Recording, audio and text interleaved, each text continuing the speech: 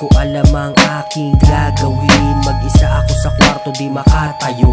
Sa higaan na nababalutan na misteryo. Tumataas mga balahibo sa katawan. Guni-guni ko lang ba o talaga may laman? Sa isipan ko marami ang naglalaro.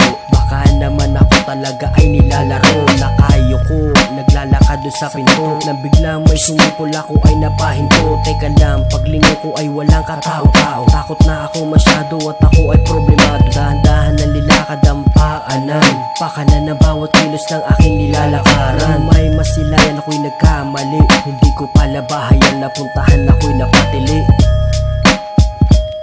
Hindi ko pala bahayang napuntahan ako'y napatili. Hindi ko pala bahay.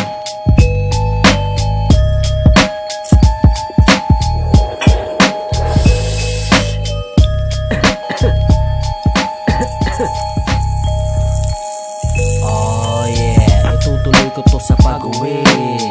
Kasabay si Cindy, hindi mapakali. Magrolyo na regalo kahit di Pasko. Sabog na sabog sa paputok na dala ko.